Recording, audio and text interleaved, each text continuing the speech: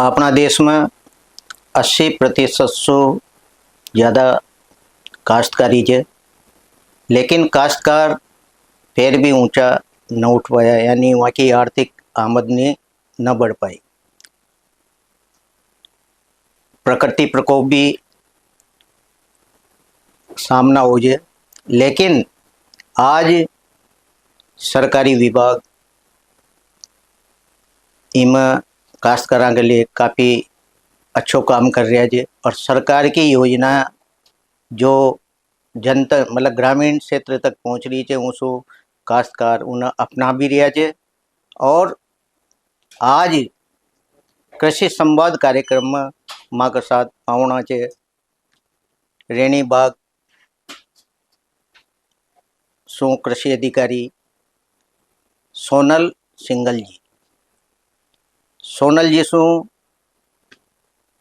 उद्यानिकी विभाग में जो काश्तकारों के लिए चीज़ें हो जो का बारे में ये बताओगी। पीएम कुसुम योजना आज सरकार जो आगे ला रही है वो वहाँ से काश्तकारों के ताई काफ़ी बल मिल रही है और एक सिंचाई के लिए अच्छो साधन भी वहाँ के ताई उपलब्ध हो रही है। आज ये बात पर बात करेंगे सोनल जी से, तो बात करें जा सोनल सिंगल जी से। सोनल जी, आपको माँ का स्टूडियो में गुण स्वागत है। धन्यवाद सर। राम राम सर। सोनल जी, पहले तो ता माँ का दर्शकों के ताई यह बताओ कि आपको परिचय कहीं जे और महिला होने के बाद भी एक किसान कृषि अधिकारी के रूप में आप गाँव में जा रही थे, किसाना के ताई समझा रही थे, तो सबसे पहले तो ताको परिचय बताओ।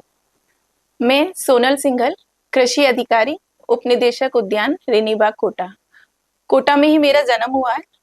मेरे जो पिताजी हैं वो सरकारी नौकरी में ही थे और उनका यही सपना था कि मैं भी आगे जाके सरकारी नौकरी में ही जाऊं। पर हमारे यहाँ क्या जैसे सॉफ्टवेयर इंजीनियर और अकाउंटेंट, सीए ये बनने का ज्यादा ट्रेंड था।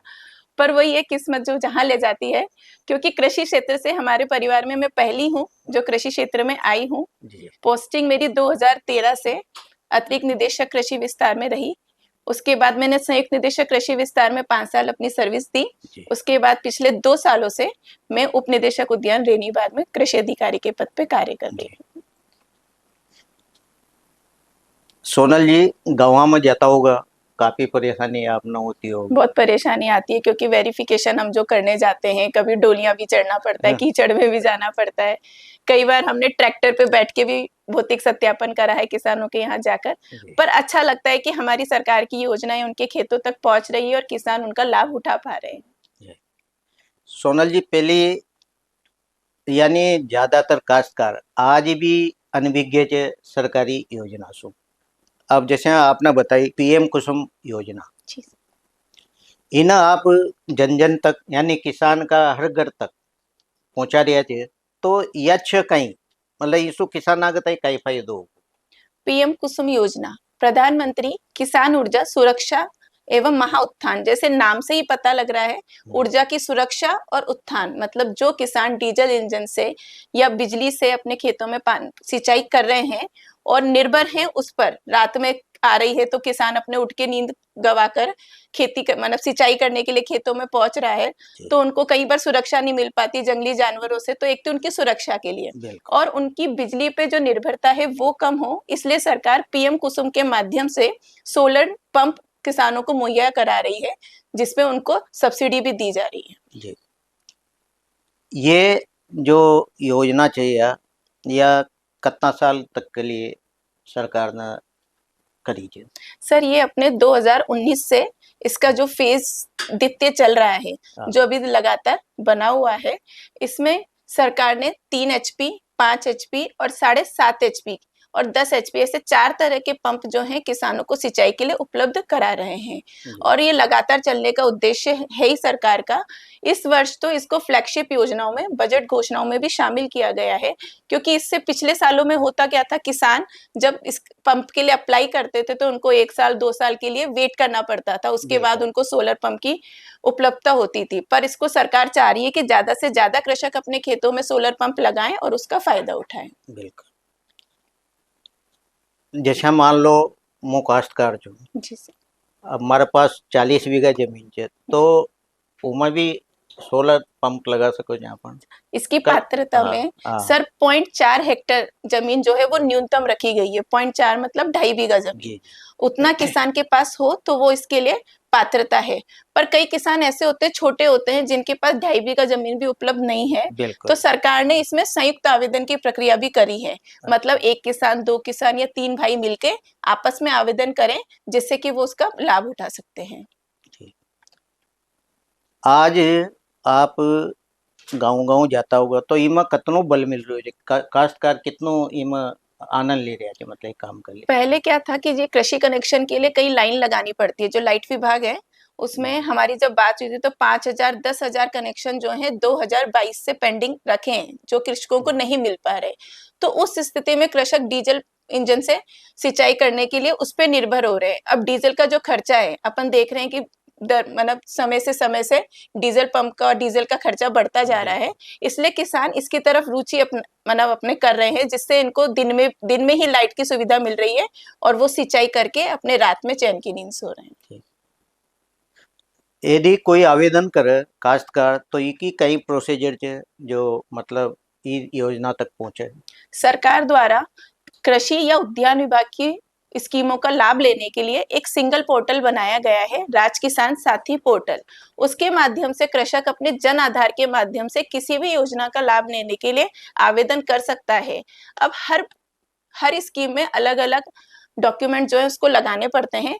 सोलर पंप के लिए अप्लाई करने के लिए आपको एक तो अपनी नवीनतम जमाबंदी, जो कि 6 महीने से पुरानी नहीं हो, और विद्युत कनेक्शन विहीन होने का एक प्रमाण पत्र है, जो कि आपके संबंधित कृषि पर्यवेक्षक या पटवारी या जनप्रतिनिधि से आप प्रमाणित करा के पोर्टल पे अपलोड करा सकते हैं। उसके उपरांत वो हमारे जिला कार्यालयों में जब आवेदन प्राप्त होता है, उसको हम छटनी करके संबंधित कंपनी जिससे वो सोलर पंप लगवाना चाहते हैं उनके पास प्रेषित करते हैं, जिससे वो वहां पे फील्ड में जाके उसका सर्वे करते हैं। सर्वे में वो ये देखते हैं कि इनकी जमीन कितनी है और उसके हिसाब से उनको कितने एचपी का पंप जो है हम मुहैया कराएंगे, उसकी पानी की गहराई कितनी है वहां बोरवेल या ट्यूबवेल में, जिसके हिसाब से उनको हेड का चयन करा जाता है। तत्पश्चात वो सर्वे करने के पश्चात जो है फाइल वापस जिला कार्यालय में आती है, जिसमें हम प्रशासनिक स्वीकृति जारी की जाती है। प्रशासनिक स्वीकृति जारी उपरांत कृषक अपना हिस्सा राशि जमा कराते हैं। उसको सिर्फ उतना ही पैसा जमा कराना है जो उसके हिस्से का है, बाकी की जो सब्सिडी है सरकार कंपनी को डायरेक्ट देती है। सोनल जी, आप आड़ोती में मतलब कोटा जिला में घूमता रहता होगा, कितना गाँव वाला काश्तकाराना ये योजना को लाभ उठायो? आप जाता रहता होगा गाँव? बिल्कुल जाते हैं, हम भौतिक सत्यापन करने हम जाते हैं। हर गांव में हमारा एक सोलर पंप जरूर मिल जाएगा। जो अभी हम रुझान देख रहे हैं वो इटावा क्षेत्र में और सांगोज क्षेत्र में बहुत ज्यादा हमें देख रहे हैं कि पंप के लिए हमारे पास आवेदन आ रहे हैं। रामगंज मंडी साइड तो क्या कुएं वाला एरिया है और लाइट कनेक्शन भी काफी हो रखे हैं। लाड़पुरा वाला जो एरिया है वो शहरी क्षेत्र को कवर करता है, तो वहां भी लाइट कनेक्शन है जो कृषकों के पास। पर कई कृषक ऐसे भी हैं जो लाइट कनेक्शन से विच्छेद होकर भी सोलर पंप की तरफ आकर्षित हो रहे हैं, क्योंकि वो चाहते हैं कि उनकी निर्भरता खत्म होए और वो ऊर्जा के क्षेत्र में आत्मनिर्भर बने। जी, ये एक तरह से देखा जाए तो हाईटेक उद्यानिकी है। तो इस मान लो सोलर जो ये पंप लगता है, इससे काश्तकारों को क्या फायदे ज्यादा है? इसका कृषि कनेक्शन से हटके सोलर पंप का यही है कि जो कृषक हाईटेक उद्यानिकी या कृषि कार्यों की तरफ मूव हो रहा है उसको इसका फायदा मिल सकता है। अब जैसे आप पॉली हाउस लगाएं या शेड नेट हाउस लगाएं तो उसमें निरंतर अपन को बिजली की जरूरत पड़ती है, तो उसका बिजली का अगर आप कृषि कनेक्शन का इस्तेमाल कर रहे हैं तो उसमें बिजली का खर्चा काफी आ जाता है। तो सोलर पंप से कृषकों को ये रियायत मिल रही है कि बिजली पे उनकी निर्भरता खत्म हो रही है और वो खुद की बिजली खुद ही उत्पादित कर रहे हैं, जिनकी उनकी जो बीसी रेशो अपन कहा जाता है, जो लाभ का प्रतिशत है वो काफी बढ़ गया है। जी। इसके अलावा अगर अपन ड्रेप फंवारा अगर इसका भी इस्तेमाल करना चाहें तो विभाग इसमें भी लाइट कनेक्शन चाहता है, भाई उसके जी। बिना पंप प्रेशर कैसे चलेगा, तो Right. उसमें भी अगर कृषक सोलर लगा रहा है तो उसमें भी उसको बिजली की जरूरत नहीं पड़ेगी। इसके अलावा जैसे धान का एरिया अपन देख रहे हैं कि सालों से बढ़ता ही जा रहा है, तो धान वाले कृषकों को क्या होता था, या तो वो डीजल इंजन से करते थे या पड़ोस में से किसी से लाइट लेके कनेक्शन, क्योंकि धान तो ऐसी फसल है जिसमें उसमें पानी पानी चाहिए। की बहुत जरूरत पड़ती है, तो सोलर पंप के माध्यम से धान के क्षेत्र में और ज्यादा बढ़ोतरी हो रही है। सोनल जी, यहाँ योजना के लिए आप गांव गांव जाकर लोगों ने खास कर समझाओ जो, या कोई कैंप लगाओ जो, कहीं के आपका विभाग को है? अभी गर्मियों में ही हमने विकसित कृषि संकल्प भारत के माध्यम से केवीके जो अपना है केंद्र, कृषि विभाग और उद्यान विभाग, तीनों विभागों ने मिलकर गांव-गांव जाके कैंप आयोजित करे थे, जिसमें महिलाओं की भागीदारी भी बहुत अच्छी रही है। वहाँ हर विभाग ने जाके अपने योजनाओं की जानकारी दी। उसके बाद हमें बहुत अच्छा उनका रेस्पॉन्स मिला और कई आवेदन हमें प्राप्त हुए हैं। सामान्यतः देखा जाता है कि हम लोग तो प्रचार प्रसार बहुत ज्यादा कर रहे हैं, फिर भी कृषकों के यहाँ पे उनकी जो पहुंच है वो बहुत कम है, क्योंकि सोशल मीडिया और इनसे वो थोड़ा अभी अवेयर नहीं है, तो उसके माध्यम से उनको पता नहीं लग पाता। समय समय पे हम पेपर में भी इसकी जानकारी देते हैं कि इसका फिर भी कैंपों के माध्यम से हुआ, या फिर अभी इस माध्यम से भी हम उनको एक संदेश देना चाहते हैं, या फिर हम कभी भी ट्रेनिंग प्रोग्राम ऑर्गेनाइज कराते हैं, उसके माध्यम से पंपलेट फोल्डर के माध्यम से कृषकों को जानकारी देते हैं। पीएम कुसुम योजना का बारे में आप हाड़ौती का काश्तकारां ताईं कई संदेश देव चाहो छो? मैं यही संदेश आपको देना चाहती हूँ कि जो आपकी निर्भरता है बिजली के ऊपर, या फिर अपने भाइयों का कोई कनेक्शन है, आपके पास कनेक्शन उपलब्ध नहीं है, तो छोटी जोत वाले कृषक भी इसका फायदा उठा सकते हैं और बिजली के क्षेत्र में आत्मनिर्भर बन सकते हैं और रात में जाके चैन से अपने परिवार के साथ समय बिता सकते हैं। इसलिए डीजल पंप छोड़ें, सौर ऊर्जा अपनाएं, पर्यावरण और बिजली दोनों बचाएं। ये योजना में अनुदान की कई प्रक्रिया है? राजस्थान सरकार द्वारा सोलर पंप इंस्टॉल करने पर 60% अनुदान कृषकों को दिया जा रहा है, जिसमें से अनुसूचित वर्ग और अनुसूचित जनजाति के जो कृषक हैं उन्हें अतिरिक्त 45,000 का अनुदान दिया जा रहा है। अब जैसे अगर अपन 3 HP पंप की बात करें, तो जो जनरल अपना सामान्य श्रेणी का कृषक है वो 1,01,000 रुपए जो है अपना कृषक हिस्सा राशि जमा कराएगा। वहीं जो ST SC वर्ग का जो कृषक है वो 56,124 रुपए ही उसको मात्र जमा कराने रहेंगे। वहीं 5 HP की अगर अपन बात करें तो सामान्य श्रेणी का जो कृषक है वो 1,29,221 रुपए मात्र जमा कराने रहेंगे। वहीं अगर ST SC जो फार्मर है उसको 84,221 रुपए जमा कराने पड़ेंगे। 7.5 HP के जो श्रेणी है उसमें AC और DC दो तरह के पंप आते हैं सर अपने पास। अगर AC पंप कृषक चाहता है तो उसको 1,81,000, और अगर DC पंप चाहता है सामान्य श्रेणी में तो 2,14,000 रुपए कृषक को जमा कराने पड़ेंगे। यह जो राशि है ये जो बाजार में उपलब्ध जो सोलर रेट्स है उससे काफी कम है, और 7% अनुदान जो कृषकों को मिल रहा है वो बिल्कुल सीधे हम दे रहे हैं। और योजनाओं में क्या रहता है कि कृषक को पहले पूरा राशि जमा करानी पड़ती है, उसके बाद अनुदान राशि उसके खाते में हस्तांतरित की जाती है। इस योजना में कृषक को सिर्फ अनुदान काट के मतलब सिर्फ अपना हिस्सा ही जमा कराना है और विभाग द्वारा जो अनुदान है वो कंपनी को सीधा हस्तांतरित किया जाता है।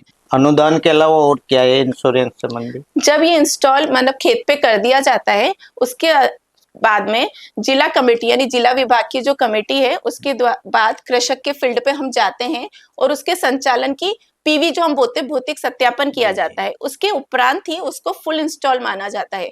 कृषक जब बाजार से अगर सोलर पर खरीदता है तो उसको उसकी कोई वारंटी नहीं मिलती। विभाग उनको 5 साल का इंश्योरेंस भी प्रदान करता है जिसमें उसकी टूट फूट मरम्मत, इसके अलावा चोरी भी हो जाए, क्योंकि चोरी भी हो जाए उसको भी वो उसमें मन कवर करता है। तो ये बहुत अच्छी योजना है जिसमें 5 साल के लिए कृषक जो है बिजली के लिए बिल्कुल सेफ हो जाता है। ये चम्मा के साथ कृषि अधिकारी रेनी बाग यानी पीएम कुसुम सोलर का बारे में आप बताएं काफ़ी अच्छी जानकारी दी, और ये योजना से जुड़े तो आपकी आर्थिक आमदनी भी बढ़ सके जे, और इको जो आवेदन करवा को तरीको भी यहाँ बतायो, और इसो आत्मसंबल भी आप लोगों ने मिलेगो। आज ये माँ का कार्यक्रम में पधार्या। अगला कार्यक्रम में माँ एक नया पावना सो मिलेंगा। राम राम। राम राम।